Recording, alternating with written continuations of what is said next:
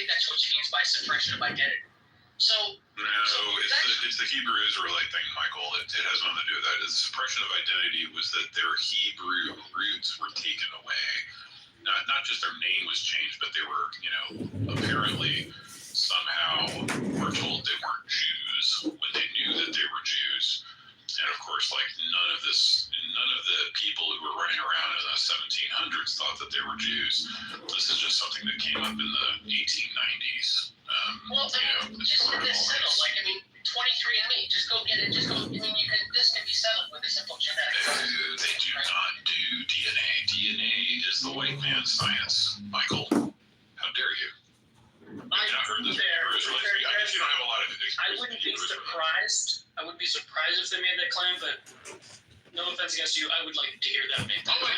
Well, again, they're not a monolith. Different ones are going to say different things. And so one of the most embarrassing things that happened was there's a guy named Gorilla Hebrew who's one of the big Hebrew Israelites. And so he was like, yeah, I'm going to do one of these DNA tests. And it turned out that he was white. And he got thrown out of his own Hebrew Israelite cult. He was the leader of it. So the USA. That's phenomenal. Credit where credit's due, though. There have been a number of, we'll just say, organizations in the past whose leader was not what they proclaimed that they should be, and they did not get thrown out. So I'm just saying. I mean, you took a little bit of credit, so I think there's still alien or information. I tried. Radiation isn't high enough. Bring it up and ask her. I'll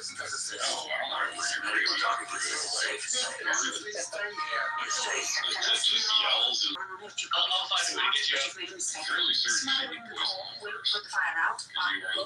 I sent mine to some. Actually, that's fun. I have had interactions in person where I'm living now with somebody saying, how did they said it to me specifically? We found another dissident. No, they did. The one person was telling somebody else all about how people with white skin are really people with red skin and how they're the devil. I was very much in the room, and it was very intentional. So what would be amazing would be to turn over, is to try to find a way to force conversation between Mormon historians and Hebrew Israelite historians. And have them battle. Because we both believe that the tribe of Israel came over to how it talks about it. It doesn't talk about it in the book of Mormon. I think it's Doctrines and Covenants that references the curse of the sons of Ham. It's in the book of Mormon. It definitely is. I wasn't sure if that was it. It's I'm trying to remember because I did get into it because all the batches just made me want to learn a little bit. But once the beginning, disclaimer, the beginning of the Book of Mormon is hard to get through because of the sheer number of times it says, and it came to pass. What did you do to me? I kid you not, it's probably every fourth sentence backwards. Yeah, that's way, but I think it's such a It doesn't stay that way. When it starts that way. I think the funniest joke I ever heard was when I heard Chris Richards talking about We can kill you and you'll land in equally common. and he said, obviously very touchy. He said for me the hardest book to get through was the book. Hey, Courtney. That tends to happen when you shoot someone in the head. Feels good, right? No, it does not feel good. It feels fucking awful. What? You just how many people in that church? This is one guy. No, they know each other. Everybody. They send out people. We have a Hebrew Israelite lady. She's got some things to say about some Christians. To be fair, My boy's got too much I'm calling for Sandra around 50. We had to have these conversations a million times over and over again. Kings will work The lines are memorized and from Because I don't care as I understand what you're claiming, Congratulations. but there's no support for that. It's just a fact. Yes, Yeah, and I don't care about the This claim. kid's The really claim worth is dying real. for. Right there. Just the king's author. Authors have Thank you, Charlie. Were you just on TikTok? I had such high hopes for you. Like on a live? Yeah. No, I wasn't. Gosh, someone had a very similar photo. I was like, wait a minute, you were just in okay, never mind. Congratulations. I was watching the Orthodox live like an hour ago, but I didn't go on. Yeah, because I thought you, like, seriously the same. I guess 'tis the season for pictures to be taken in front of doors, like. What you know now? I'll be right back. Are you expecting? Good luck! Yes, I'm 25 weeks pregnant. What are you Oh, congratulations. That was mighty brave of you, Chris. That was a brave. I've been married a really long time. I know the difference between I know it, but I'm just saying that was a very brave. He took a step of confidence. Or Chris knows when to gamble and when. That's what I'm saying. That's true. I I would never ask Courtney if she was expecting because I know that I'm fairly certain that ship has sailed, right? I'm hoping that ship has sailed. I am 3 children deep into this earth, and I am actively praying to the Lord for my baby. Natural stuff. Yes, Lord, let it be so that my 3 children grow and prosper and become amazing people and walk in the Lord forever. And amen. Notice I said 3, Lord. That's how I know that I was an accident because I am a 4th. I mean, I don't know. I get it. My son was born with a heart defect, and oh boy, it's a rush. This morning, and I'm like, hey, can I send a transmission over? Because he's got this monitor in his room, and it just constantly collects data from his pacemaker. And they're like, yeah, when he gets home today, send it over. And I'm just constantly like, oh my gosh, pulmonary embolism. What if you're having a heart attack? What if you're like, and I'm just all over the board. Like, it would be nice to just kind of be mom, not Dr. Mom, you know what I mean? So no, I'm okay with 3 for sure. Do you want to talk to this Candace lady, or would you like a peaceful one? I mean, I'm kind of like Rye, like it's old. That dogs don't bark no more, you know what I mean? Like it's kind of an old subject. Been there, done that. Bought the T-shirt, sold it, moved on. Why are we still passing around the raggedy T-shirt, pretending like it's something new and inspiring? You know, like when we say that debates are educational because you learn new things, I would like to learn new things.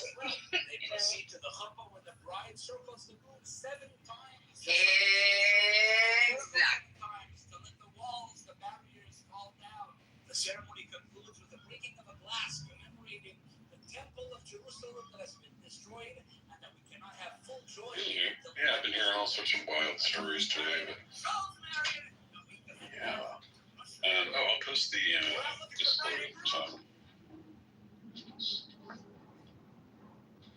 Oh, I had a comment earlier when we were discussing about how, like, all week you guys have been running into people with, like, spiritual conscience and where they're not, like, connecting with the deity of God and things of this sort. And I just wanted to add to that and say that I think it's very coincidental that every time we hear this, there's always a mention of the Bible. Occasionally there'll be like a Quran mention or a Buddha. It's unfortunate that you're talking about something you haven't quite fully read or understood yet. And it's, yeah. Oh my gosh, it's so true. I've only ever heard like one person say that like he read the Quran and like became like how you're talking, like more like spiritual. But then so it literally always is. It's weird, right? It's like all these people come against specifically Christianity, but very few people specifically address Islam. And I think it's just because maybe they have their origins in Christianity. But it's so true. It's like, oh, so you're spiritual, but you're not like religious, but you only ever talk about the Bible. You never talk about like Hinduism or anything. So So I just posted the. Stop talking until birthday. Anyway, All I'm I don't saying have is pay Discord, attention to you know. I know you don't. We all I wasn't talking to you, anti-Discord lady. Well, I mean, we start all these new things, right? We did Chatter, no one's there, no one's here. I just don't, I don't know how we all have the brain capacity to continue to like start these things. And I don't want to have to remember sign-ins and all that. Like, it's bad enough I have to remember doctor sign-ins because they want you to sign into all these stupid things just to buy. Holy crap, how many portals are there for doctors? It seems like there's like 90 something. They're like, have you signed up for the portal? I'm like, no, there's a reason why. Okay, I'm old-fashioned. I like the face-to-face. I like you to call me. I don't want to have to read it and then go, what the heck does this mean? And you still got to call me. And I'm pretty medically savvy, you know what I mean? But like when you just say, oh, and I even had a doctor once who said, oh, like it looks like his numbers are a little high here. And then he calls me on the phone and I'm like, okay, what about this? And he goes, oh, wait, I think I misread it. Whoever she's yeah. Yeah, welcome to my monthly appointments right now. Where are you at? Are you like once a month or you? Yeah, I'm at once a month. I'm 25 weeks, so I still have, I would say. I went to 40 weeks with all my pregnancies and I went over with my latter two. I went 42, 41 and 40. And the only reason I went to 40 on my first is because I was induced. Because they were like, he's big. And I'm like, okay. And they scared the crap out of me. I'm a young mom, you know. Yeah, right. And now knowing what I know about my body and how women, you know, deal with larger. Absolutely. I wish I would not have let them talk me into. Yes.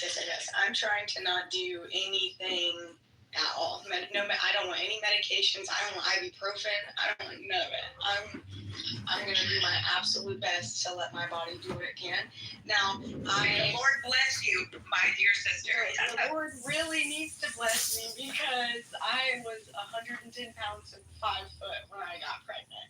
So I'm working with a little room here. So I'm tall. I'm small frame, but I'm tall as well. So they say, here's what the doctor says. They say, well, mine did. They said that tall women, or women in general, have a long torso.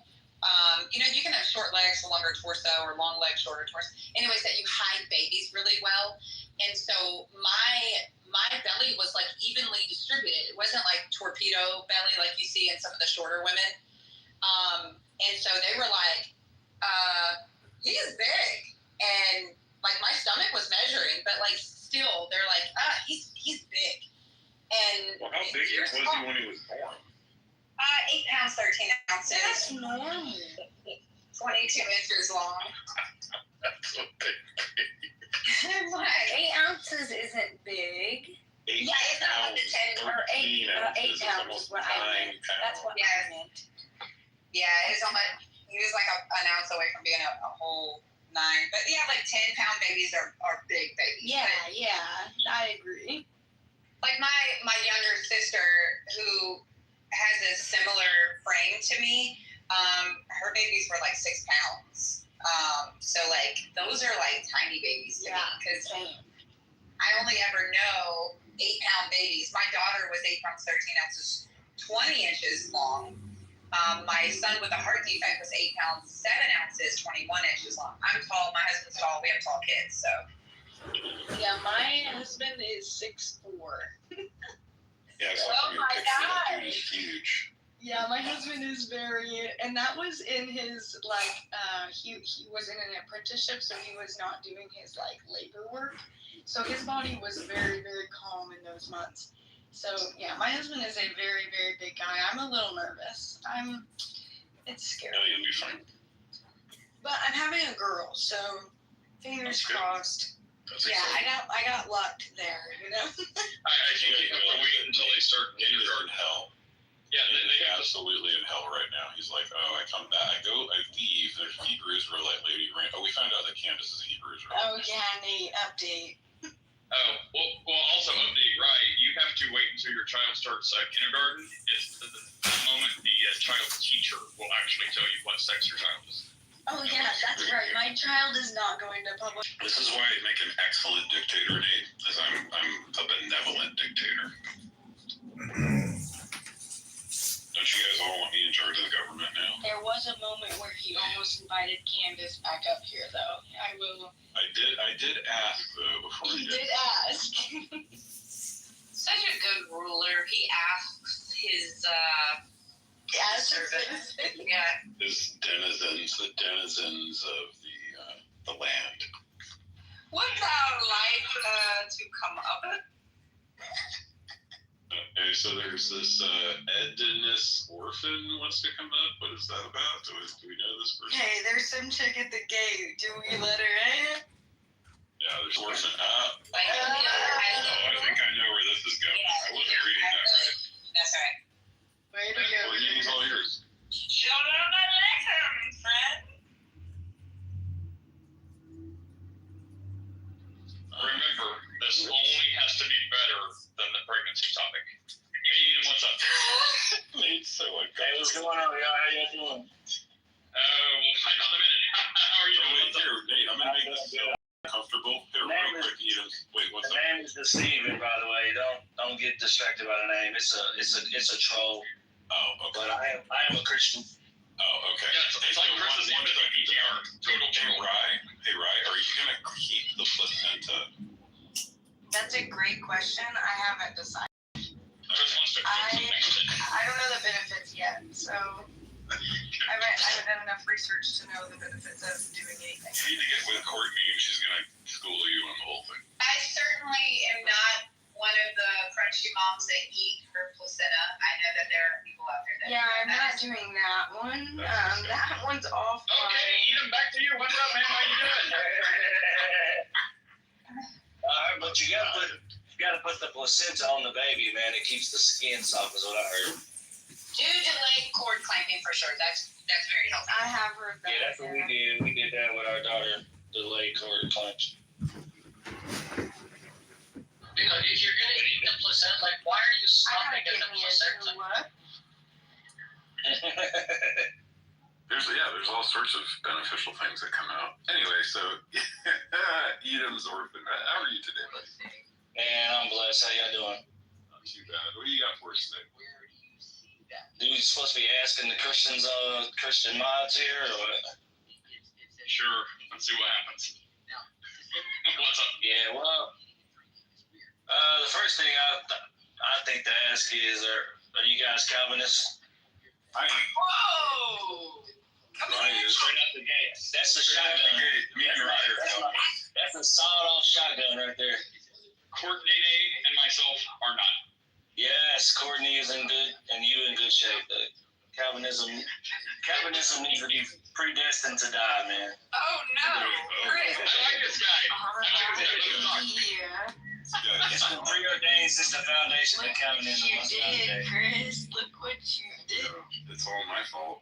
I used my free will to bring him up here. And that's what it gets me. Incorrectly. Yes, Chris, actually, this is probably a part of the Lord's plan, though. Yeah, this was always gonna happen. Yes, all things are decreed. I do not disagree. All things are decreed. So, Edom, why is it that you dislike Calvinism? I'm not going to say, hey, Or did you have another question first? No, that was the question, man, about Calvinism. I actually can't stomach Calvin. I can't stomach Calvinists, especially like extreme, like 5-point Calvinists. It just does something. I'm not aware. 16 I'm not aware of like. Is there a Calvinist light? I've never heard of any other Calvinists. Yeah. Some people claim, oh yeah, I believe in two points of Calvinism. They'll say stuff like that. I believe in. I'm fairly certain if you're a Christian, you're going to believe in more than you think. It probably just has. Yeah, we just cast it out differently. Before you guys get going on this, can you give me 90 seconds? My popcorn's almost. Yeah, exactly. Hey, Greg. Now, see, Greg's another Calvinist, so now you're surrounded by Calvinists. Well, I think Courtney and Is this like the Hebrew Israelites? Like when someone mentions Calvinists, like they all come in? Or are we gonna be like Invited. Remind me of all Calvinists. I blame Calvinists for the Hebrew Israelites. How about that? You're wrong for that. Wait, why? Wait. I gotta know why. Calvinism is because white people are predestined to go to hell. That's literally the idea. Yeah, I see what you're saying. But they're not like out in a certain way. No, not out. Like, she's Calvinist. What's the name? Laurent. Wrong. I hate Calvinist. That's wrong. Yeah. So Unitarian and a Calvinist, isn't it? Yeah, he is. You're not like a open theist, right? No, definitely not. No. Wait. Let's get this out of the You're great right now. Let's rule out Chris's checklist. Are you Seventh Day Adventist? No. Are you some sort of weird spiritist who also follows Jesus? do you play with Christian tarot cards, grave soap, or anything like that? Absolutely not. All right, we'll stop there. He's good. I don't know. I actually had a question for Courtney, but she's not a mod. I don't know if I can ask it or not. You can ask whatever, man. No one cares. She's a mod. Yeah, no, She's a mod. No, but I've been seeing Courtney on YouTube on Rabbi Asher's TikTok, I think. Oh, yeah. Wait a minute. We didn't ask you if you're a Hebrew Israelite. No, I'm not. No, it's a troll. His name is a troll. That's what he's trolling. Just covering the bases. Yeah. I don't know. I guess I would just consider myself a semi-reformed Protestant, I guess, if you want to. Semi-reformed, then you don't like Calvinists? Yeah, no. It's the fact. It's like the only thing I agree with Rick Real on. Like, he says he's Calvinist, but he hates Calvinism culture. Like, he nails it. Yeah, I guess I can say that. Calvinism culture. That's fair. I can say that. It would be like totally not right. She's good. Greg sings all right. But you know what I mean, right? It's like okay, fine. Look, for academics, look, I guess you tie up your bows nice and neat, dot the I's and cross the T's, and we get it. Good job. But it's like for whatever reason, the culture that comes with it, it's like there's so many people who are grumpy and yelling and screaming and fine, burn in hell, demon. God wants you to burn. It's like, even if you believe that, you're like, well, look, if you reject Christ, you're going to be in hell, and that's unfortunate. It is a good and righteous thing. You die and burn in hell. Yeah, it's sick. Hey, who let Andrew in the room? Yeah, who let Andrew in the room? Andrew, it's only a matter of time until someone says, well, yeah, it's only a matter of time until someone says, is it a good thing when someone gets raped? And some Calvinists is absolutely praise Jesus. Sick. Even if in a different way, someone is Calvinist. Happened that you recovered, man, and I've seen a change in you, man. That's really cool, so I'm glad you're here today. Yeah, much love, bro. I just want to say one thing. I just want to ask you this. I'm gonna shut up. Did they say what the cause was? I'm just curious. Cancer's always kind of weird. So in my case, it's something like the shitty genetic lottery. Like for my father and his father, they both died near or around the age of 40. And for one of them, it was a basal cell carcinoma. For me, it was a squamous cell. But it's basically you just have a few spelling mistakes and a 3 billion spelling test, 3 billion letter spelling test. If you fuck a few wrong letters in the wrong spot. And so in this case, it's highly inheritable. But literally, I'm beating up the statistics with respect to survival for that kind of person. And it's only because of advances in medicine since my father passed away. His father didn't even get treatment. My father did, but it didn't save him. It actually made him worse. The radiation, this is one thing to be very careful for everyone, is that with your genome, you can know, because there's already been studies of people like you, you can know to a certain degree whether you're going to react well or not to a certain kind of treatment. In my case, because I was near Chernobyl, there was a lot of data about people who were near Chernobyl as well. I was near Chernobyl as a baby. So it was I was born in January, and Chernobyl, I believe, was April. And so I was in Poland, so radioactive rain and other things, and literally just starts the clock. 25 to 40 years later, you're going to get some sort of cancer that might be super terminal if you don't catch it early. But the saving grace is that something like 80 to 90% of cancers are treatable if caught early.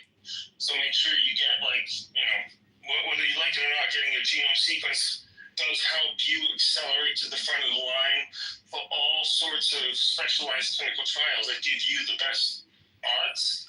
But I will say that there were a lot of things through that experience that, I said it wasn't something that I would wish on my worst enemy, but it's also the best thing that's ever happened to me because it's made me a better person in every way. And I would never want to go back and not experience it.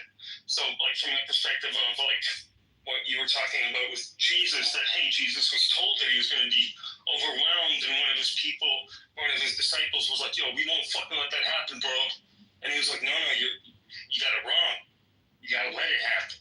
That's how we show growth, So for what it's worth, I've come to really appreciate the stories from Christianity by virtue of their focus on suffering, which is the thing that defines us strongest. And it's not a guilt trip. It's like, Christians are crying, gotcha. But that actually sets up a better operating system in your brain than any other theology or most other theologies, and it naturally translates to physics. So as a physicist, I'm like, yo, come on over. There's not many incompatibilities. It's just like the left hand and the right hand. You need both hands to understand the world. And so that's kind of the place of religion with respect to science. So I'll leave it there for now, but thanks. That was amen, brother. That was like edifying. Thank you for that, bro. I super am stoked that you pulled through, and I hope you continue to do so, and that you learned like awesome lessons from that. I saw the change when I talked to you last. And you learned that from drunk Jesus. Not your fake Jesus. Not your fake Jesus. Well, drunk Jesus, we can talk about that, Loki. Jesus was never drunk. He was a drunk God. But just to be clear, well, this is weird, Loki, because in the other room you said you're a Christian. I am a Christian. Why can't I have all? But that's a sin. Do you think Jesus? That's a sin. Are you sure? Yes. The Bible teaches drunkenness is sin. Jesus says otherwise. Okay, we'll talk about it, brother. But hold on, real quick. I just want to say, when you said that the only reason you lived basically was the advances of medicine and stuff, and maybe a little Jesus too. I might say that. You know what I'm saying? I'm not even kidding. So check this. Like, some of the people that I work with and folks, like, there was a Korean family that got a whole church to kind of pray, and like, I will say, like, when I heard that it was going to happen, and I was like, because I'm a physicist, I was like, I want to see if I feel something. So I was looking at the clock during the time of Mass, and I can't say that I didn't feel anything. Maybe it's just me psyching myself out, but I will take all of the Jesus points because I'm just happy to still be here, and that's actually what I do now is in medical diagnostics to make early actually very possible and very cheap. And so I'm just trying to pay it forward. Every minute is a blessing. Thank you so much for your good morning, everybody. I'm going to go back down. I just want to say good morning. Good morning, guys. Good morning. I so appreciate this segment of Chillism because we do go back and forth sometimes and act crazy, but at the end of the day, this is where we grow. This is where, we find out about each other and just kind of encourage one another. And I just want to say great combo. And low-key, you holding your own. Okay. But stop calling it drunkard. You're also a demon, bro. He's also a recovered drunkard. That's the point. If he became a drunk, we don't hear about those years. It's like, yo, he was experimenting with Buddhism. It's all good, bro. The sluts and hoes and pimps. It's all good. All the gangsters. I still that. Yeah. I'll say this. Look. I wanted to jump in. Come on, Jinx. Come on. Everybody's coming on. Let me finish. Oh, Jinx was talking about spiritualism. Go ahead. Come on, let me allow Jinx. I have to go into work. Oh, okay. We'll come back after work. You can tell us later. Don't worry about it. I got the car, Jinx. Go ahead, Jacob. Come on. Let me say So something. you need risk to get permission to talk. That's Go weird. ahead, Jacob. Wait, what'd you say, Jimmy? I just wanted to tell Io that I love him so much, and I loved hearing his story, and I was very curious about his story previously, but I never wanted to ask him because I didn't want to be invasive of his life. But hearing that he beat the odds, that makes me so happy inside because obviously I see people, lose their battle every single day. And I'm just so glad that you're here. Thank the Lord. I'm very full of love for you. I am very glad that you're here. Thank you. I appreciate that. And thank you, everyone, for all this stuff. Hey, Nathan, what are you doing, Nathan? Stop. No, she was negative. But I just appreciate, I appreciate, you know, like, even though I argue against it, I've come to move closer to what religion talks about. Like I said, it's the right hand and the left hand. The right hand is the more dominant hand for most humans. But the left hand gives you a different perspective on the world, and literally that's down to the molecular level. That there's something like handedness down to the molecule. So at every level of analysis, there's something like that kind of dual symmetry. Even in the analysis itself, you have things that you can determine from evidence, and what I would say is apologetics. My definition is truth from logic alone. And it's weird how much of God you can construct just from starting from logic alone.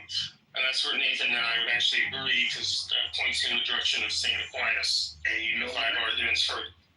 And you know what, I'm going to take that as what to do now. Use logic and truth. Come on, real quick. Come on. Well, so can you show us how Jesus was drunk? Yeah, I got you right now. So let me finish.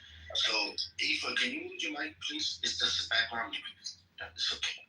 So, let me read a verse to you. And it says, you got Matthew, Mark, and Luke all saying this. I tell you, Jesus saying, I will not drink again of this fruit of the vine until the day when I drink it new with you in my Father's kingdom. That was Matthew saying it. Mark says this. Who also was there at that table? Truly I say to you, I will not drink again of the fruit of the vine until the day when I drink it new in the coming kingdom. Luke also. It's White Wednesday. Why are we talking about this baggage? I'm afraid, come on. For I tell you that from now I will not drink of the fruit of the vine until the kingdom of God comes. So now, what we need to pay attention to is what Andrew said earlier. He said idioms. Idiom. What we just heard here was an idiom called fruit of the vine. Within Greek and Jewish literature, especially the book of Psalms and Proverbs, it says the fruit of the vine as a blessing referring to wine. And it is speaking of wine. We read it. So now we hear your Lord Jesus saying he will not drink again of wine, of alcoholic wine that comes from the vine. So now here, hold on, let me finish. So now he says he will not drink it again until it's new wine. This is another phrase, oh my God. So Jesus himself testifies again when he says the Son of Man has come drinking and eating. And then the Pharisees, who we made clear earlier, they had accurate observation. They said Jesus was not over 30 years old. They said Moses, that means their conscience was aware. They said Moses gave permission for the false. So mostly everything they said to us is very accurate so far. And you admitted earlier that when they said this, 2 of those statements were true. He did eat and drink with tax collectors. So why would it not be true? So the question truly is, did he get drunk? I'm saying if you drink this often, you are an alcoholic. And like Ayo said, he gave it up. He said, I will not drink it again when the suffering began, in order to show us how to quit an addiction, in order to endure, and show us that he knew what it was to be a human. Oh, I think God is a God in heaven that knows what it is to be a human. I don't think you know the gospel. That's like making a game and then playing the shit out of every character class so you know the world better than the characters themselves. That's what it is. Woo! Now that's how you take away a person's Christian.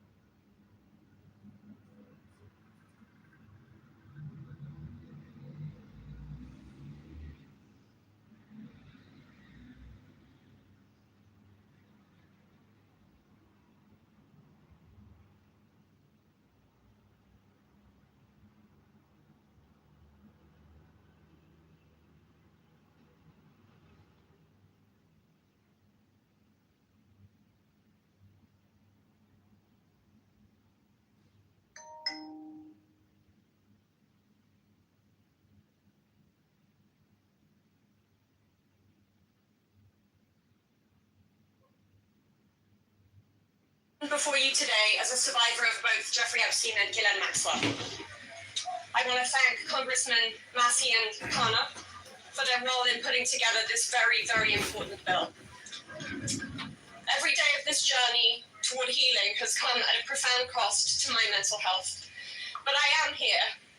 I chose to come because this bill really matters. I speak today not only in service of my own recovery from trauma inflicted by Maxwell and Epstein, but to honor the lives, the courage and sacrifices of Virginia Giuffre, Caroline Andriano, and others who could not continue. Their voices mattered. Their stories must not be forgotten. Accountability is what makes a society civilized. Equal opportunity and equal consequence for all. Consequences are not about punishment alone. They exist to deter future harm, to protect vulnerable, and to set a standard of justice. If Ghislaine Maxwell were pardoned, it would undermine all the sacrifices I made to testify and make mockery of mine and all survivors' suffering. That is why the Epstein Files Transparency Act is so essential. It requires the Department of Justice release all the records related to Epstein and Maxwell investigations, flight logs, immunity deals, internal communications, and even the records surrounding Epstein's detention and death. And crucially, it forbids withholding documents simply because of embarrassment, reputational harm, or political sensitivity. This is about ending secrecy wherever abuse of power takes root. But transparency alone is not enough. Survivors need protection, resources, and legal support.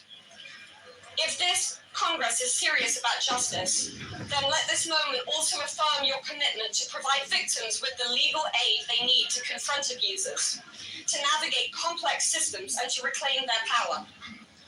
Transparency must be matched by support, or else too many victims will remain silent out of fear and lack of access.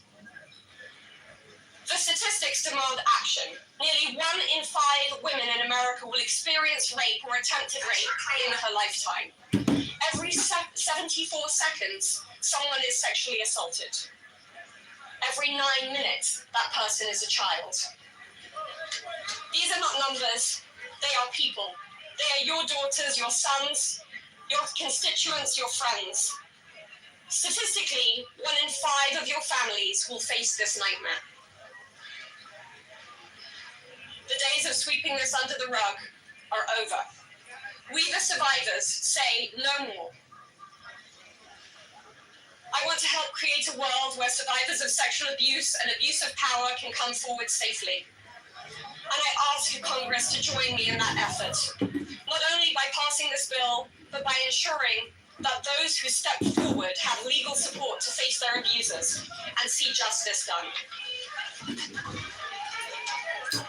When Judge Berman gave Epstein survivors the chance to finally speak, the world listened. After so many years, survivors were heard. That moment was historic, and so is this moment.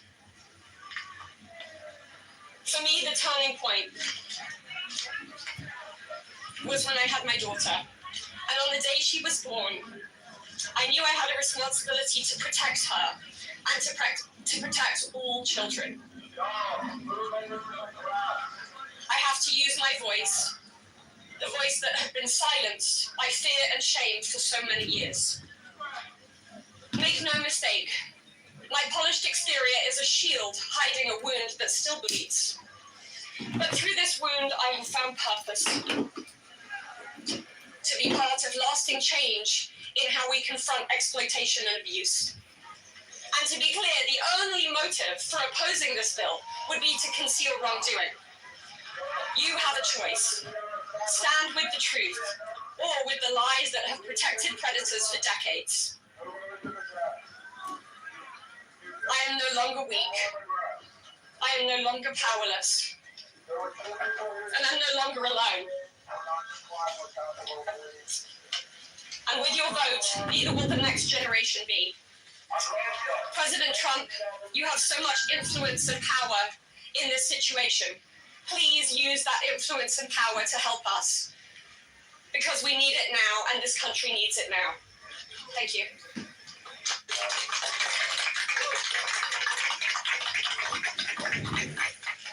Hello. My name is Andy Farmer, and I was 16 years old when I was flown to New Mexico to spend a weekend with Epstein and Maxwell. That same year, 1996, my sister, Maria Farmer, reported what happened to me there, along with reporting her own assaults at their hands and their theft of sensitive photos of herself, of me, and our younger sister that she had taken for her work as a figurative painter. I am now 46 years old. 30 years later, we still do not know why that report wasn't properly investigated, or why Epstein and his associates were allowed to harm hundreds, if not thousands, of other girls and young women. We have never been told whether those images were found when they discovered a large amount of child sexual abuse material on his property. As a psychologist, I understand that when the systems meant to protect us recreate the abuse cycle, the betrayal that occurs can be just as damaging as the original trauma. This happens when survivors of these crimes are not believed, when our well-being is not weighed as heavily as those who have more resources or more privilege, and when perpetrators of these crimes are given a platform rather than the survivors of them. For so many years, it felt like Epstein's criminal behavior was an open secret. Not only did many others participate in the abuse, it is clear that many were aware of his interest in girls and very young women and chose to look the other way because it benefited them to do so. They wanted access to his circle and his money.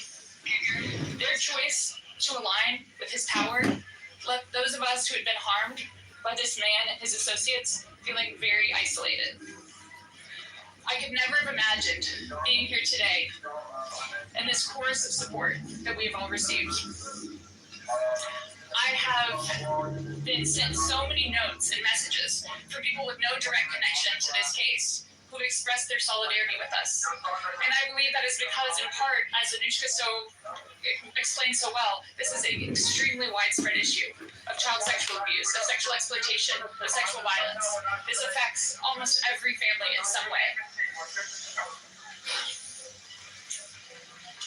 From my conversations with women in these last few days and from all of the support that we've received, it's very clear to me that we are not going away, and we are not going to be quiet, and we are not going to give up.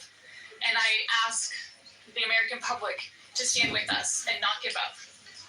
At a time with record high levels of distrust in our institutions and a perception that there are two Americas, one for those with power and privilege, and one for everyone else, passing this Epstein transparency bill is one important step that can be taken to prove to Americans that the government does not side with sexual perpetrators. A thorough public review of this information is an important step in preventing the type of systemic failures that have occurred in this case and harmed all of us. An important step towards healing for those involved. Thank you.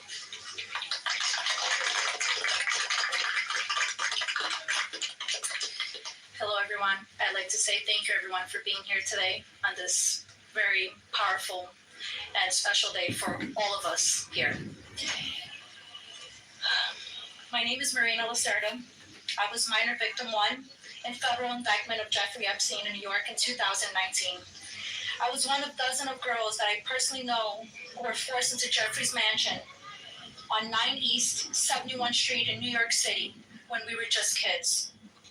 Today is the first time that I ever speak publicly about what happened to me. I never thought that I would find myself here. The only reason that I am here is because it feels like the people who matter in this country finally care about what we have to say. As an immigrant from Brazil, I feel empowered knowing that the little girl struggling to get by at 14 and 15 years old finally has a voice. For the first time, I feel like I matter as an American. I was only 14 years old when I met Jeffrey. It was the summer of high school.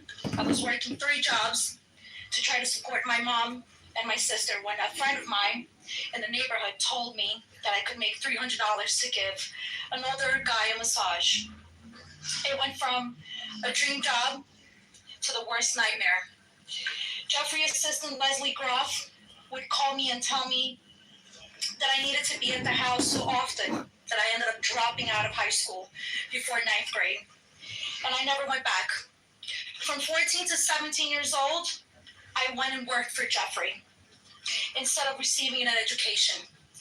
Every day I hoped that he would offer me a real job as one of his assistants or something important.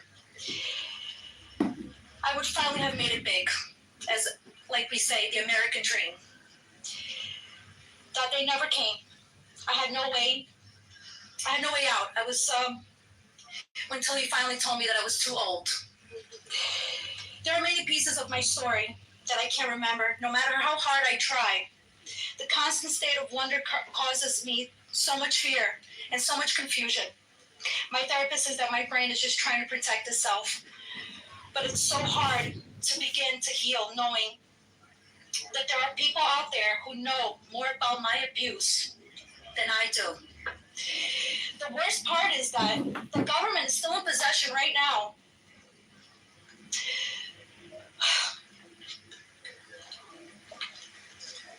of the documents and information about that could help me remember and get over all of this maybe and help me heal. They have documents with my name on them that were confiscated from Jeffrey Epstein's house and could help me put the pieces of my own life back together. But I don't have any of it. And I know the same is true for many of these women.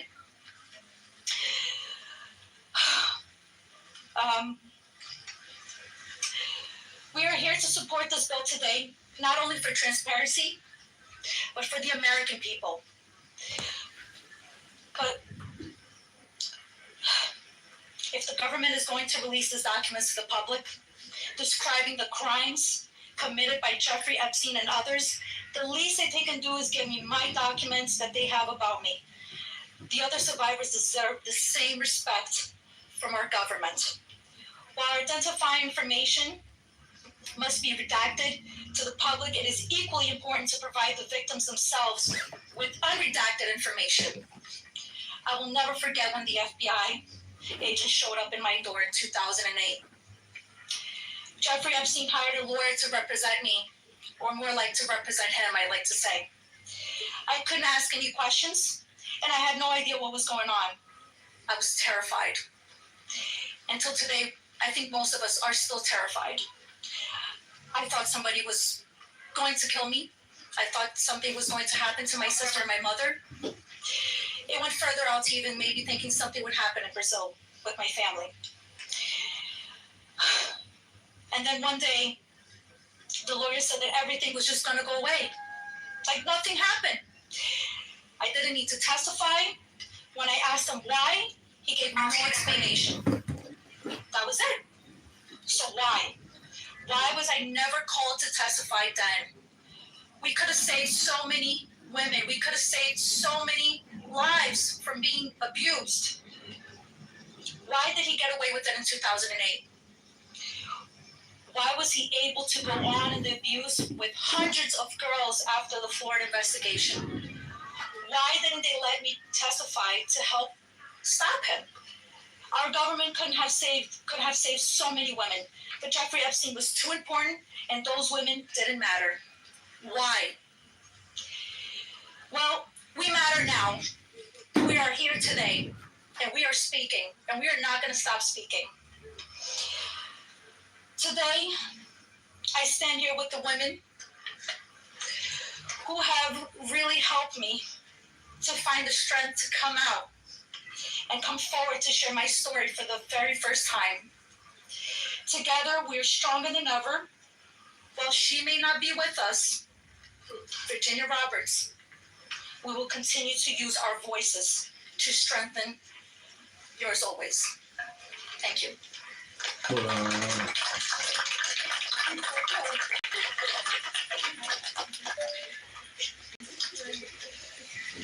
Hi, my name's Courtney Wild. I just wanted to take a second and just have a moment of silence for all the women survivors that aren't here with us today, that passed away due to anxiety, depression, trying to keep up with this case. a moment of silence, please.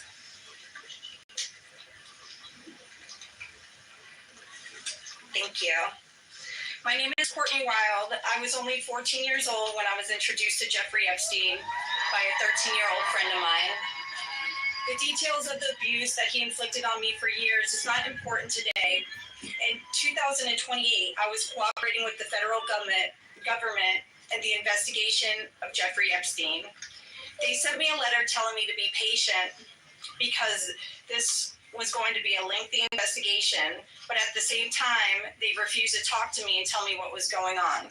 So I hired an attorney, Brad Edwards, because I was hopeful to get some answers. When I walked into his office at 19 years old, Brad sued the government for refusing to tell me what was going on under the Crime Victims' Rights Act. The only reason anyone ever found out that the government had already given Jeffrey Epstein immunity through the non-prosecution agreement was because our lawsuit forced the government to tell us. Otherwise, nobody would even know that today. Sometimes it's hard to believe that I had to sue the United States just to learn that my abuser was given immunity. I started as Jane Doe, but I decided I was proud enough to take on our country, and I was on the right side of history. We fought the government for 10 years to prove that the government violated our rights as crime victims and the crime victims' rights in order to protect a pedophile. We had to win the 11th Circuit Court Appeals to force the government to turn over thousands of pages of emails between Jeffrey Epstein and the government. Those emails provided the proof that the government worked very hard with Jeffrey Epstein to violate our rights. Why? Why did the government work so hard to protect Jeffrey and not so hard to protect me and my other innocent friends? Why was Jeffrey so important to the government, and why was I so insignificant? Why did nobody but our lawyers care before now? It seems people have only started to care because of Twitter and politics. But I would like to say this has nothing to do with politics. This is not a blue thing or a red thing. This is an everyone thing. We can all agree on this. With the injustice that has happened here. Multiple, over and over. Everybody that talks about this just seems to make it worse. We need transparency. It's time for us to see beyond the curtain. Why was Jeffrey Epstein so protected? Who is still being protected? And who protected them all? So the world can understand how Jeffrey was able to abuse so many of us for so long. I was lucky to have Brad Edwards, Brittany Henderson, and Paul Cassell take on my case pro bono and fight fearlessly over 20 years' time. I would like to thank them, and I'd also like to ask the Trump administration to please sign off on the Crime Victims' Rights Reformed Act, the Courtney Wild Crime Victims' Rights Reformed Act that's we're trying to get past here so we can put the loopholes in the CVRA case that Epstein's attorney used to their benefit to get away with this. Thank you so much.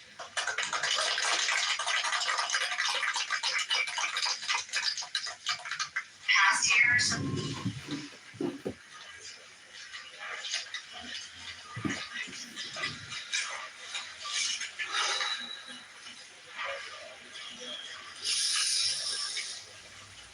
Good morning. First and foremost, we want to extend our deepest gratitude to Brad and Brittany Edwards, Congressman Massey and Kana, and above all, the brave survivors who have entrusted us with the privilege of speaking today on behalf of Virginia. Robert Giuffre, as her family, we are here today because we support H.Res.581, the Epstein Files Transparency Act, in its entirety. But as much as this bill is about shining a light on truth, it's not just about the bill. This is about justice. This is about survivors. This is about justice against the rich and powerful who have stolen something from these women and many children at the time, their freedom. The freedom to live their life without mental and physical scars that have been inflicted upon them by those who thought they were untouchable. The same freedom that these monsters took from these survivors, they should never be afforded. They should never be allowed to continue their lives with impunity. Let's be clear. This is not a political issue. This is not about left or right. This is about humanity. This is about doing what's right. And this is about ensuring that the future we leave behind isn't one where the powerful can hide behind their wealth, their influence, and their money to evade justice. Our plea to you, whether you're a dad, a mom, a brother, or a sister, look your young ones in the face. Look them in the eye and tell them you didn't stand against the very people who raped, molested, and preyed upon children and young women. Tell them you were willing to negotiate a deal.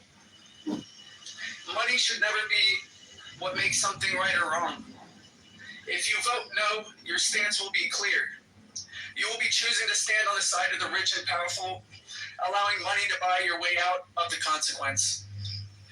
But here's my one ask. Look these survivors in the eye and tell them why. Then, look the people of the United States in the eye and tell them why. And then, when you're alone, look yourself in the mirror and ask yourself why.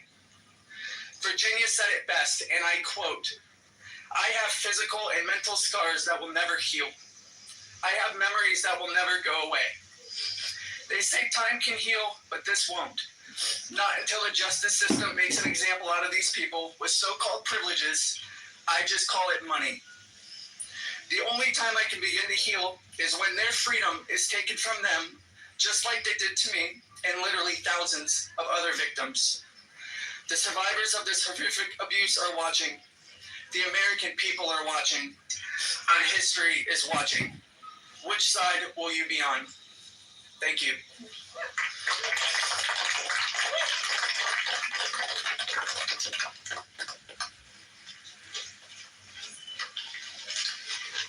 Hello, my name is Jenna Lisa Jones, and I was only 14 years old when my friend brought me over to Jeffrey Epstein's house in Palm Beach in 2003. I had a terrible home life, but I was such an innocent kid then. I always did my best in school, and I had such a positive outlook on life. Until that day that I met Jeffrey, I have never been more scared in my life than I was that first time that he hurt me. I remember crying the entire way home, thinking about how I couldn't ever tell anyone about what actually happened in that house. This guy was so rich and had so many pictures with so many famous people, and no one would have ever believed me if I told them. I want to thank Congressman Rowe and Congressman Thomas Massey for having me here today. It was really hard for me to find my voice and to become strong enough to speak about my abuse. I didn't come forward until 2019, and even then it was like I was afraid of a ghost. I know that I was just a little kid, but sometimes I still feel like it is my fault that this happened. Being given the opportunity to speak at the United States Capitol building about something that is so important, not just to me and the women before you, but to the entire country. Together, we can finally make a change. And that is thanks to the people like these two congressmen and their teams who actually care about the victims. If you are a member of Congress and you are listening to all of us speak here today, please really listen to us. Please vote for this bill to be passed. Please recognize how important it is for transparency relating to Jeffrey Epstein. Whether you are a Democrat or a Republican, this does not matter. This is not about sides. You are an American and you are a person who has chosen to serve in an elected position to stand up for those you represent who cannot always stand up for themselves. We are those people. We are the Americans that you promised to protect. And we need your help. Please, President Trump, pass this bill and help us. Make us feel like our voices are finally being heard. Thank you.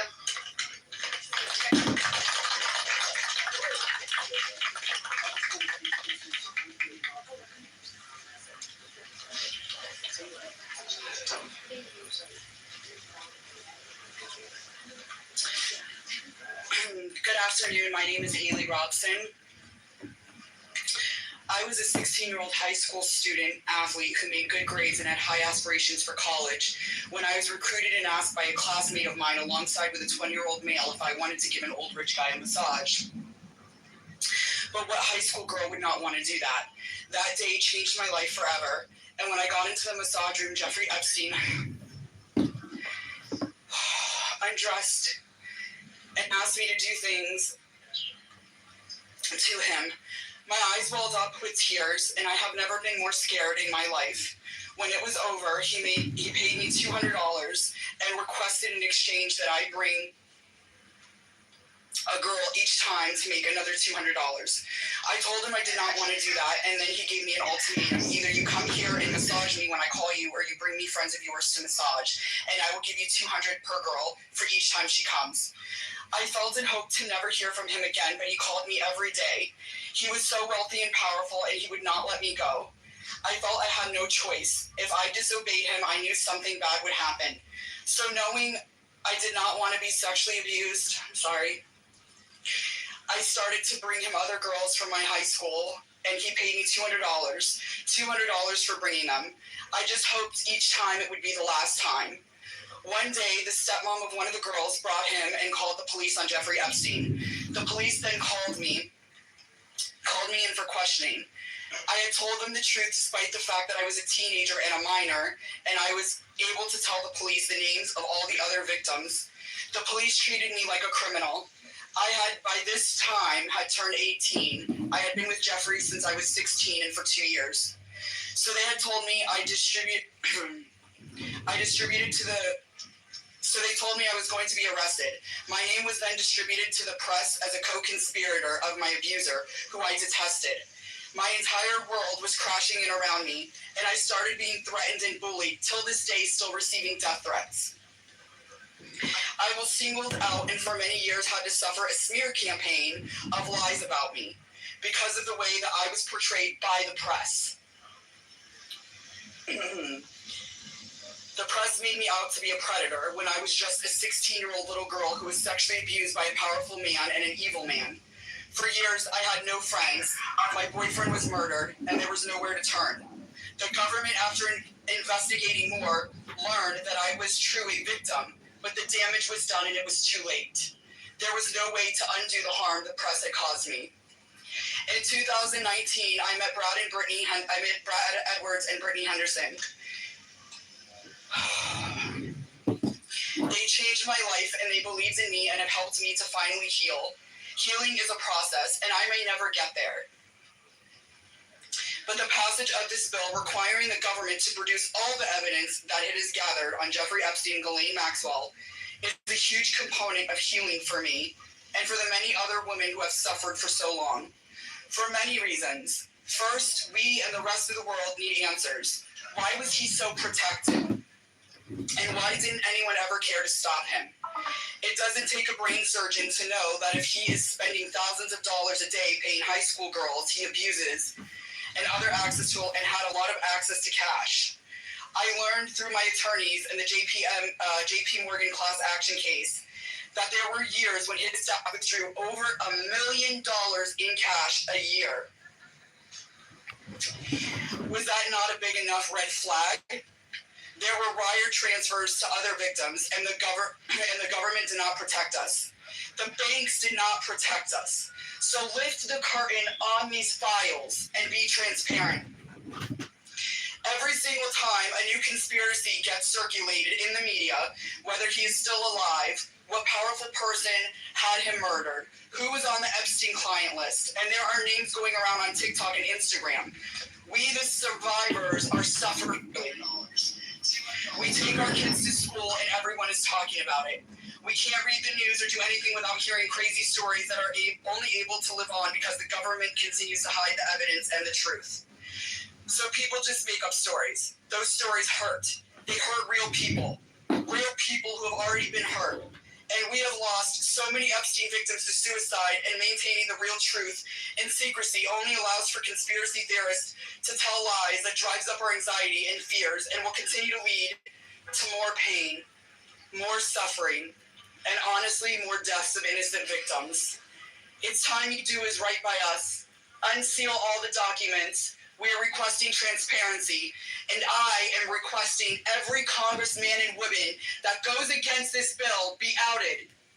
I want to know. Thank you.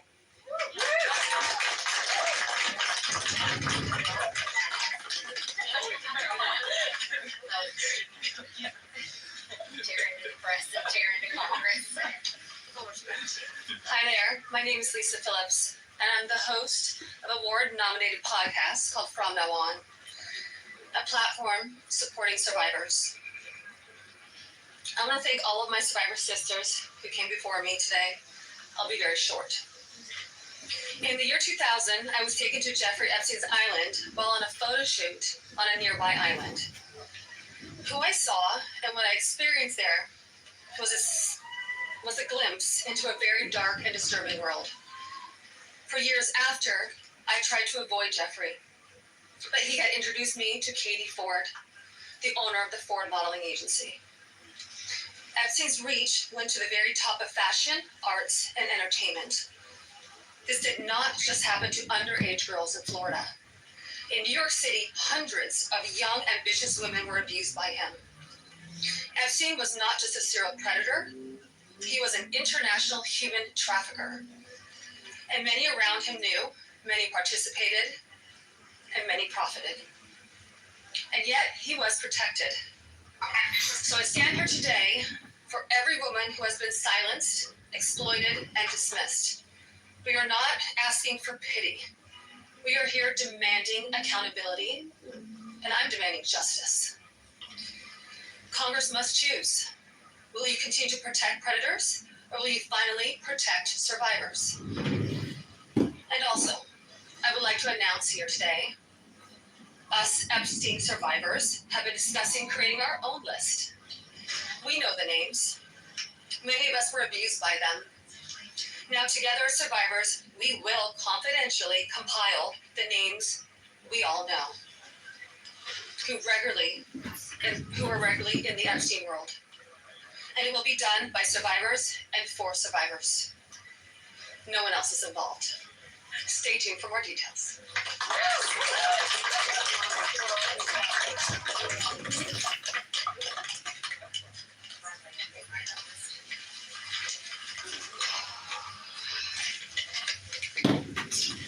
Hello, my name is Shantae Davies, and I'm here before you today as a survivor of decades of pain, the trauma, and betrayal at the hands of Ghislaine Maxwell and Jeffrey Epstein, and the people who enabled them, and a government that for far too long refused to help. In 2002, I was living in California, a young woman with high aspirations of becoming an actress. I was already beginning to make a name for myself in the industry. A person I trusted, someone I thought was a friend, invited me to meet a powerful woman who could help advance my career. That woman happened to be Ghislaine Maxwell. I was asked to give her a massage, though I had almost no experience, and when I did, she praised me and promised introductions to someone enormously powerful, someone who could change the course of my life, and that man was Jeffrey Epstein. At first, I was an excited young woman on top of the world. Epstein flew me to his private island. He listened to my dreams, promised to help, but his promises came with a catch. The abuse began. He told me to keep it secret. He manipulated me with quid pro quo I did not consent to, but I felt I had no one to turn to. He was too powerful. I was just one of the many young women trapped in his orbit. I was even taken on a trip to Africa with former President Bill Clinton and other notable figures. In those moments, I realized how powerless I was. If I spoke out, who would believe me? Who would protect me? Epstein himself was the most powerful leader of our country. Epstein surrounded himself, with the most powerful leaders of our country and the world. He abused not only me, but countless others, and everyone seemed to look away. The truth is, Epstein had a free pass. He bragged about his powerful friends, including our current president, Donald Trump. It was his biggest brag, actually. And what I endured will haunt me forever. I live every day with PTSD. I live as a mother trying to raise my child while distrusting a world that has betrayed me. This kind of trauma never leaves you. It breaks families apart. It shapes the way we see everyone around us.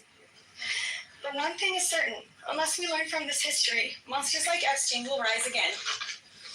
There are files, government files, that hold the truth about Epstein, who he knew, who owed him, who protected him, and why he was allowed to operate for so long without consequence.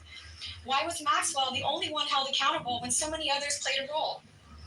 Why does the government hide this information from the public?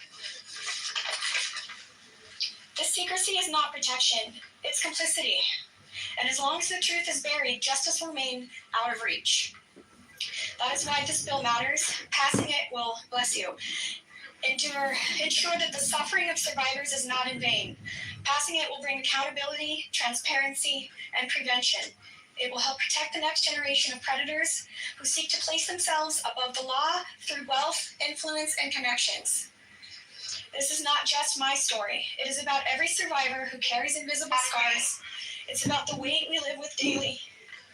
It is about the families broken and the future stolen. So I ask you, President Trump and members of Congress, why do we continue to cover up sexual abuse and assault? Who are we covering for? Let the public know the truth. We cannot heal without justice. We cannot protect the future if we refuse to confront the past. Thank you.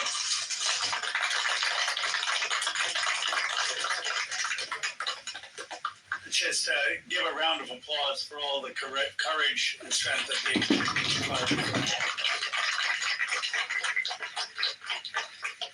We now will take a few questions. You can always get Congressman Massey, me, or Congressman Green in the hallways and other places. If you have questions for us, that's fine. But I wanted to see first if you have questions for the lawyers and the survivors, and Brad will facilitate any of the questions to the survivors. Yes. Yeah. This question would be for the survivors. The president has said that this Epstein issue is a hoax. Did we get the reactions to what you would say that? I'll answer that. Mr. President Donald J. Trump, I am a registered Republican, not that that matters because this is not political. However, I cordially invite you to the Capitol to meet me in person so you can understand this is not a hoax. We are real human beings. This is real trauma. What does it feel like emotionally to hear that? Devastating. It's being gutted from the inside out. Not that I would know what that feels like, but I imagine it's the anxiety buildup with the depression and the survival mode, and then your nervous system goes limp and ironically is shot. And it feels like you just want to explode inside because nobody, again, is understanding that this is a real situation. These women are real. We're here in person. To say that it's a hoax is just not... Please humanize us. I would like Donald J. Trump and every person in America and around the world to humanize us, to see us for who we are and to hear us for what we have to say. There is no hoax. The abuse was real. Now, what goes on behind closed doors, I can't speak for that. What happens around the world politically, I cannot speak for that. But I am here with all of these women, including our attorneys, and I would be more than happy to meet with him, and I will meet him halfway. Mr. President, the victims could respond to the news from recently about Ghislaine Maxwell being transferred to a lower security prison. Can you have that one? We can talk about About her transfer. Oh, yeah. I'm happy to speak to that. We were horrified to learn that she had been transferred to a prison camp. She is someone who was found guilty by a jury of sex trafficking. She not only, we often hear that she procured women for Jeffrey, which I think is a very sort of polite and minimizing term. She also participated in abuse. She was a major architect of the scheme. And the fact that she's painted herself as a victim, I think is disgusting. And it was horrifying, I think, to us that we were not told about her prison transfer. We found out about it in the news. 1 minute, I think Anushka maybe. So, Anushka DiGiorgio, I testified alongside Annie at the trial of Ghislaine Maxwell. I was horrified when I found out not only had Ghislaine Maxwell been transferred to what's called a low security. It's really is like like a holiday camp. And then afterwards, I got a notification from the Department of Justice telling me that this was going to happen when it had already happened.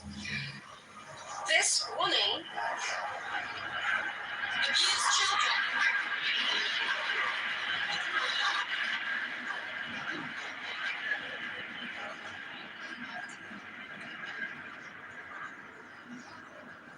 I was abused by Jeffrey Epstein and Ghislaine Maxwell for over 10 years. Ghislaine Maxwell was present for some of my abuse at the hand of Jeffrey Epstein.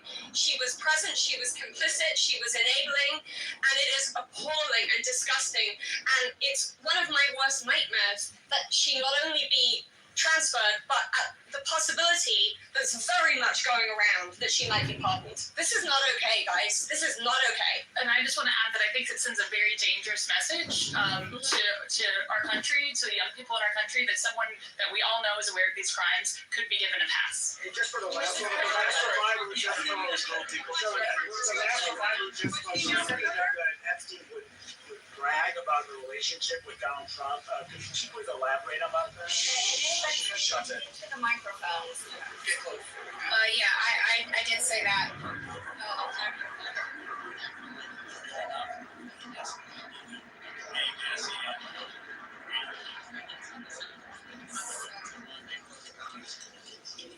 My first trip to the Palm Beach residence, I drove there from the airport with Ghislaine Maxwell, and Jeffrey and Ghislaine were always very boastful about their friends, their famous or powerful friends, and his biggest brag forever was that he was very good friends with Donald Trump. He had an 8x10 framed picture of him on his desk with the two of them. Like, they were very close. Excuse me. One second. For this client list that you ladies are putting together, you said it could be confidential, but will the public? Could you clarify? Will the public get this? So Lisa, what's your envision here? They were reaching out to survivors that are scared. So come on. We're reaching out to survivors that are scared to come forward, and that also know who they were trafficked to. So that's the list that we're compiling. We're not quite sure, how we're going to release that, or even if we're going to. The Department of Justice needs to release the list. Right, because for folks at home, they might be confused. The survivors know the names. We've seen these powerful people. Is that it? It looks like the feed. It looks like the feed ended.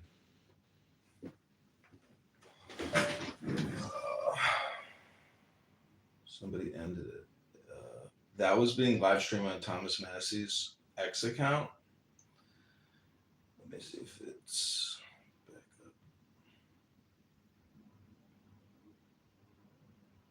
So the victims claim that they're going to release their own list of men and women that abused them. So this is going to be like the Epstein victims list.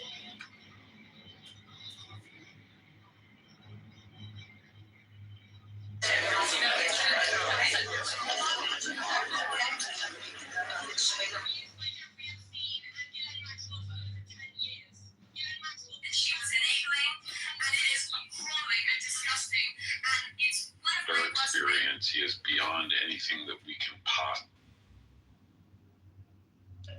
Please, answers. Yeah, please.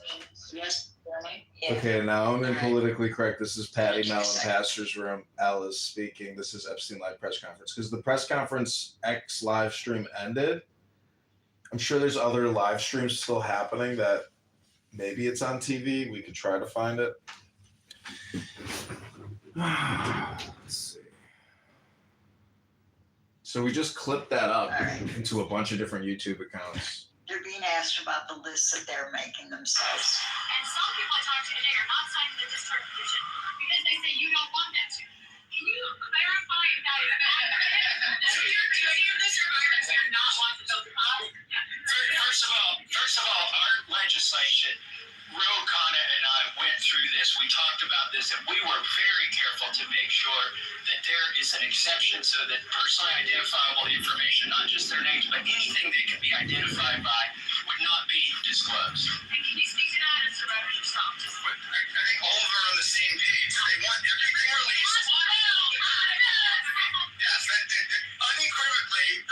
personally identifying information and release everything else.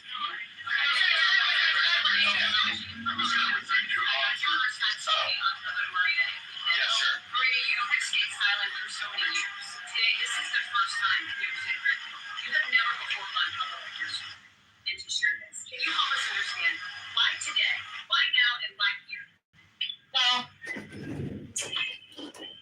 it is not okay for us to be silenced, and it's not okay for Jeffrey Epstein and everybody else to be put on a pedestal. I think everybody needs to hear from us because we know what went on, right? And there is not only me who's been silenced, there are hundreds of women that are silenced. My hope is to stop this abuse for the future, right? For people that are coming up for women. My daughter, for example, these women have daughters. They most definitely don't want that anymore. And I think mainly this is therapy for all of us too. You know, we want to be heard. Nobody also has never asked me to speak. That's also another thing. So I can say for all of us here, we are here. We want this bill to pass. It is very important. Okay, and we need transparency. We are tired of looking at the news and seeing Jeffrey Epstein's name and saying that this is a hoax. We are tired of it. We are done. We're not going to be silenced, and I hope that my voice will bring other survivors and other victims to come along and speak out so that we can be more of a stronger voice and louder. So what is your message to President Trump? Listen, I don't want to send a direct message to him. I'm already scared enough. Yeah, just pass the vote, listen to us. This is not a hoax. Like, it's not gonna go away. And like I said on my speech earlier, we're not gonna be silenced anymore. We will be speaking moving forward wherever we need to be. We will be, and we need to pass this. For years we've heard that there's past client list or some kind of list. Now we hear from DOJ that there's no list. Much girl victims. What do you guys think? I know you're working on your own list, but do you believe that Jeffrey Epstein had a list? Yeah, so there's not a list.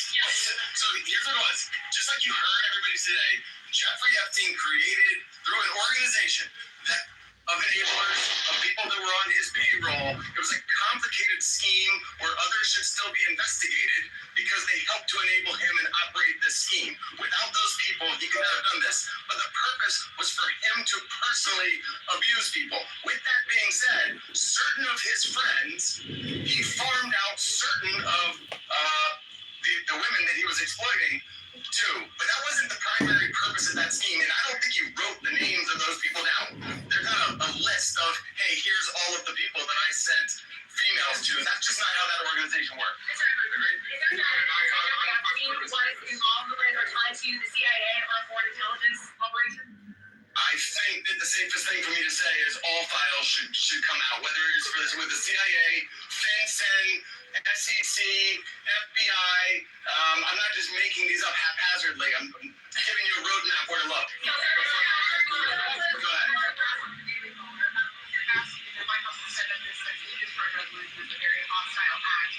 What's your response to it? Thank you all for being here. I'll go first and then I'll let them. They're much more important to me, but I don't understand why it's a hostile act. I can tell you that I talked to President Trump back in 2009, and several times after that, he didn't think there was a hoax then. In fact, he helped me. He got on the phone. He told me things that were helping our investigation. Now, our investigation wasn't looking into him, but he was helping us then. He didn't treat this as a hoax. So at this point in time, I would hope that he would revert back to what he was saying to get elected, which is, I want transparency. This about face that occurred, none of us understand it. In fact, I don't understand how this is an issue that's even up for debate. How do you not stand behind these women after you've heard their stories and know that hundreds of them were abused, and it was only because files are being kept in secrecy? The world should know who he is, who protected him, and the other people that are out there to be investigated need to be investigated. Are there any people who are currently serving in government who are named, who you know of, are in these files, who you had relations with? Anything of that sort from Jeffrey Epstein connected you with? Are you willing to say yes or no? How would I answer?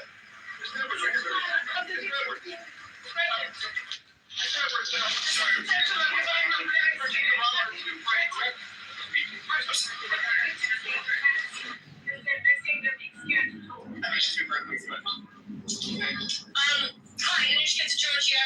I have been threatened. I was threatened by phone. My daughter was threatened when I was volunteering to participate in, by means of being a witness in a civil lawsuit that Virginia Giuffre was bringing against Ghislaine Maxwell. I have been followed. I have been stalked. I have been followed not only by journalists, but by people who do not get out of the car and do not try and talk to me and just drive behind me as I drive my daughter to school. So the fear is very real for us. I have also been in multiple situations with both Jeffrey Epstein and Ghislaine Maxwell, where they have been direct and indirect about implying and saying that if I was to talk, if I was to bring any kind of trouble, then there would be severe consequence, including death. Just to add to that, Maxwell also threatened my sister Maria Farmer. When the FBI did nothing about her initial report, we did. She reported individually at that time, and then in 2002, we spoke to a reporter at Vanity Fair, telling our stories, fearful that perhaps other people were being harmed. We were not. We believed that was going to make a difference. We believed that would be put in print, and that story was crushed. And it was because of their power. And the message that we got from that was direct threats from Maxwell to my sister about her well-being and her safety and that of our family. So I think many people have similar stories of threats. That has been a very real part of this case. Any of today's survivors speaking, anybody here ever have any connection or interaction with Epstein's alleged financier listed like that?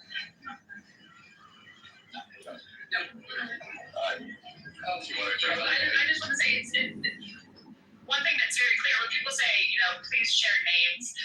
There are names that are very well known, like that of Les Wexner, who everyone knows supplied an enormous amount of Epstein's financial wealth and allowed this operation to happen. So it's, I think, confusing to many of us why there have not been more ramifications for him, and he's been seen as a victim when clearly, I believe there's much of it.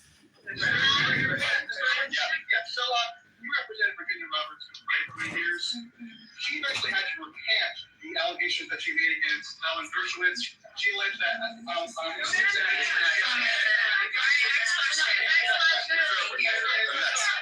it that she should be How did the victims feel about the interview that was given to Ghislaine Maxwell by Todd Glantz? Ma'am, I think you had a question.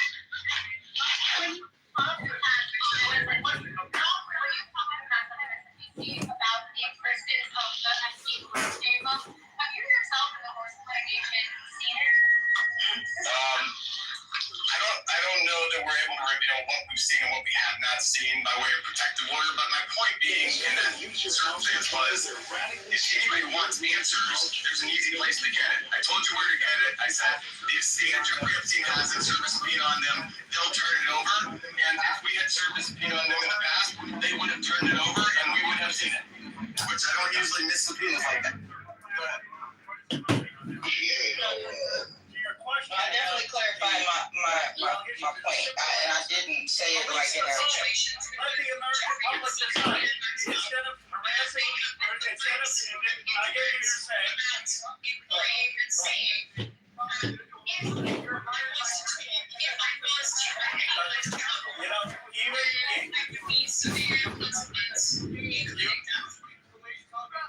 You've been heard. You've been heard. And even Alan Dershowitz says, release the files. Release the files. That is the answer, and that's what we're here for.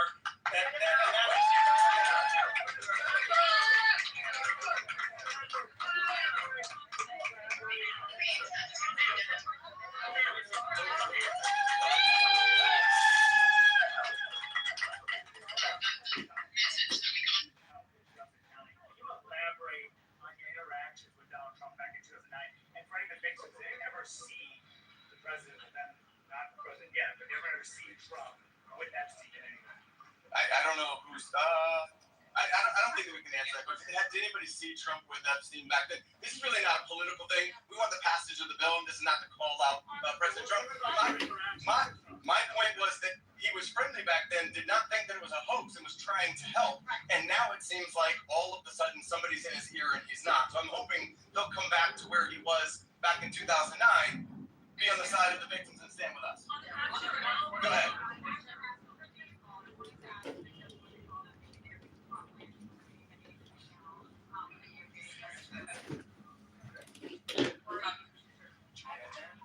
Teresa, step up. I would, Teresa J. Helm. Happy to speak on that because what I will say is she got this airtime and platform. Her voice was elevated way before our voices were elevated here today.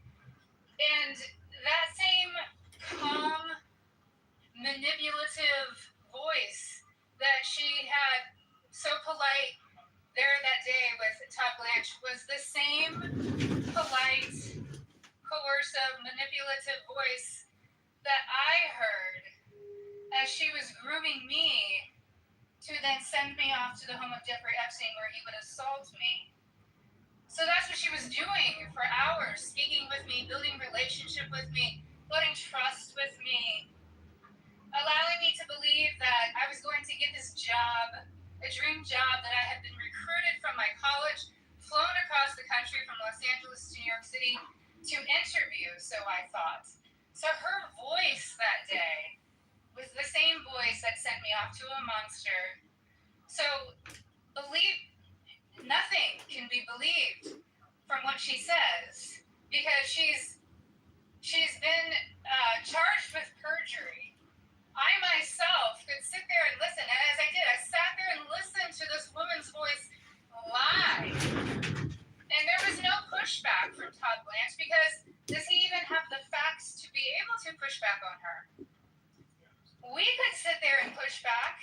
Why didn't we get to attend that? Why weren't we there that day? Or why wasn't even one of us consulted prior to that day in that meeting? And why on earth has she been moved from Florida to her, it basically is prison spa. I mean, let's be real. None of us were consulted.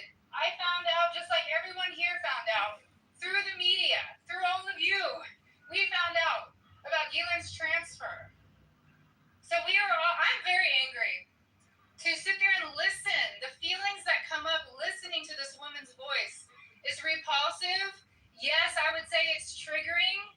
We all work very hard on healing, and it still gets to us after 2 decades. It's a very long answer, but it's repulsive to sit there and listen to her voice in her interview. Can we take two more questions? One over here. I'm reporting that Bear directly led to $100 million payment from JP Morgan to the Virgin Islands. Will you go after the DOJ, the FBI, because they're sitting on evidence? I've held the evidence in my hands. I think that there's nobody that's immune from us going after them if there's a legitimate action to take. So to the extent that evidence exists, then show it to us and we'll help in every way we can. We stand with the victims. Okay. One more.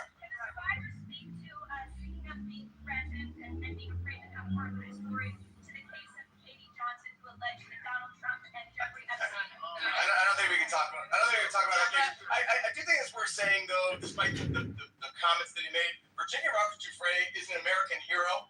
She is somebody without whom we would not be able to have this voice. She was the one who had courage to name names, speak out against people, and she was standing up against everybody at one time with an enormous amount of pressure. And most of these women are here because of Virginia Roberts. All right, last one.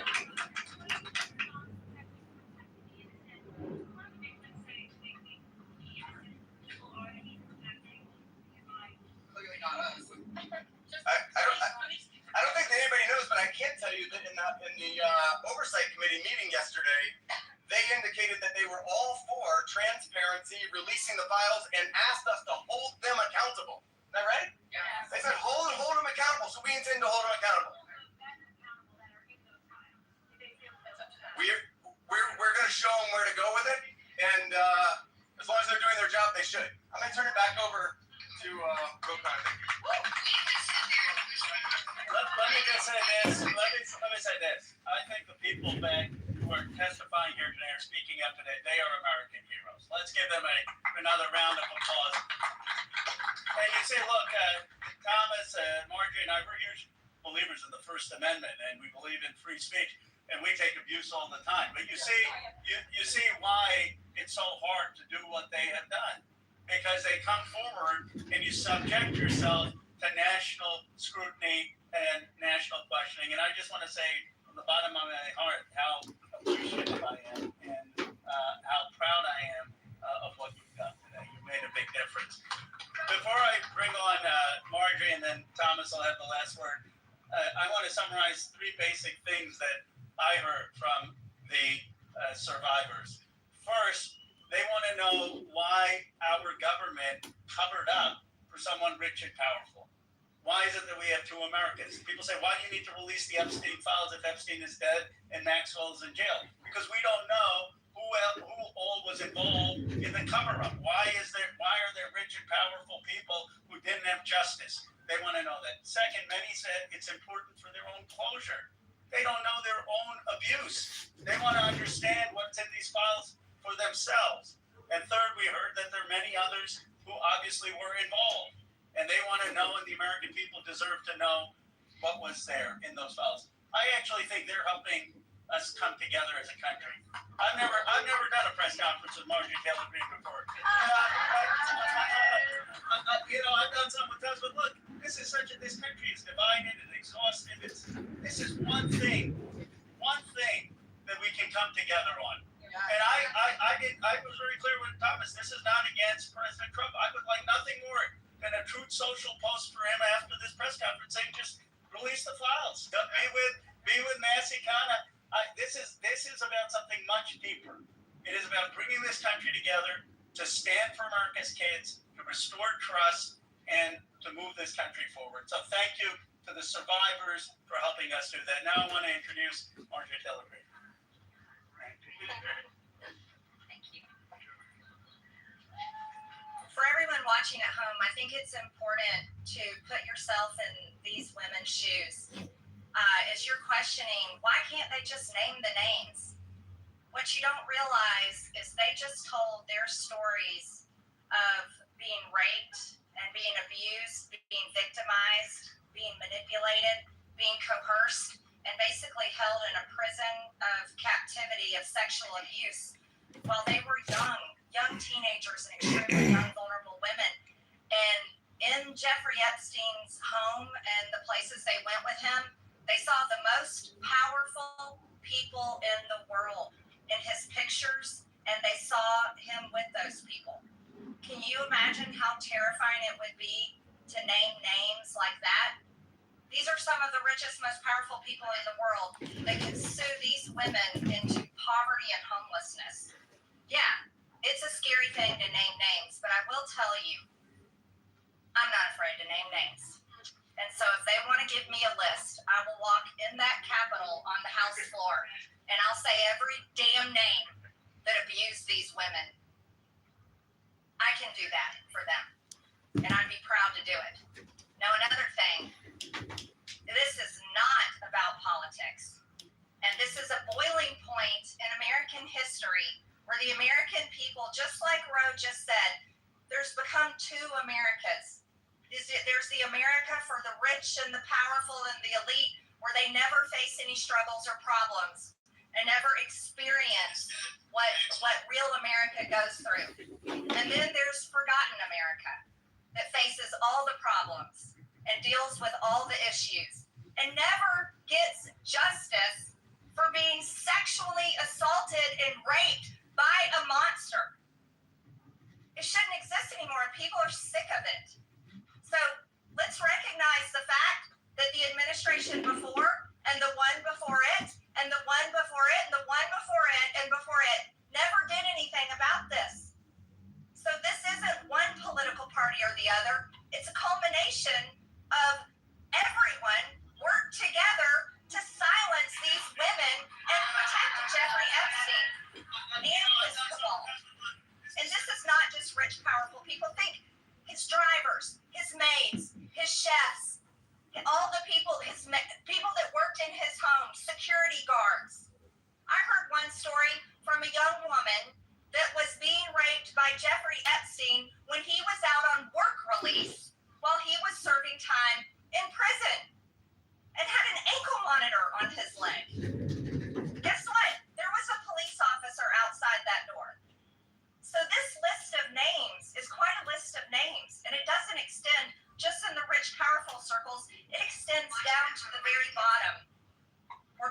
paid. And again, I will say this, there's victims suffering today in similar circumstances, and they're terrified to name the names of the people that are currently abusing them. And so with these brave, courageous women fighting this fight, this is a fight for women and children and any person that is facing sexual abuse and rape and captivity and human trafficking right now. And so here's what I ask you in the press. Don't go for salacious headlines. Go for the truth and defend these women and help those of us in Congress that are crossing our political party lines for doing the right thing and trying to do it together. And thank you, Ro, and thank you, Thomas. And now I recognize Thomas Massey from Kitover.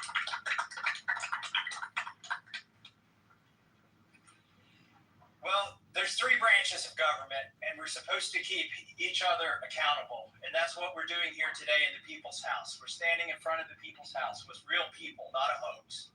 And they've told their story. We wanted to give them a platform to speak, and they've had it. They stepped up, and they were brave. But I also today hope that they would persuade my colleagues to join this effort. But I found out something today that happened that I wasn't expecting. They persuaded me to fight even harder. I'm not going to give up.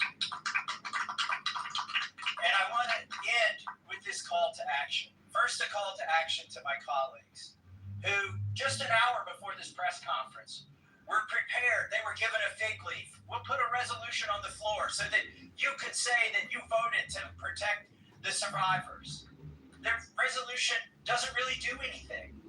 And that's the oldest trick in the swamp. When you want to kill the momentum, when you want to kill initiative, you introduce a placebo, a different bill that does nothing, and then try to pull the wool over the eyes of American people. That's not going to happen this time. We demand real accountability. I encourage my colleagues, please, there's over 200 Republicans who have not signed this discharge petition. We only need 2 of them to sign it. And every Democrat will sign it. And that will get us the number we need to force this vote. To pass a law, not a polite request to the DOJ to police themselves. No, we need legally binding legislation to force that to happen. And my main call to action is to the people watching these live feeds that are going through these cameras right now. Congressmen, listen to you. Light up their phones. Burn down the phone lines here in Washington, D.C. Ask them the questions that these survivors wanted you to ask them. Why won't you be for transparency? Don't accept their answer that the bill has a flaw or that the survivors don't want it. We know that's not true. They wouldn't be fighting it so hard in this town if it wasn't the real bill. So with that, please call your congressman.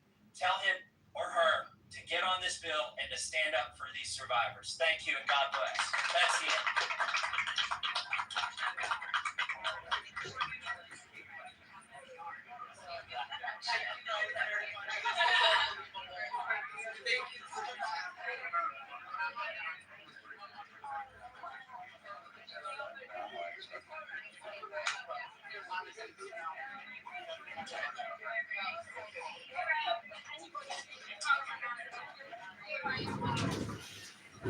Congressman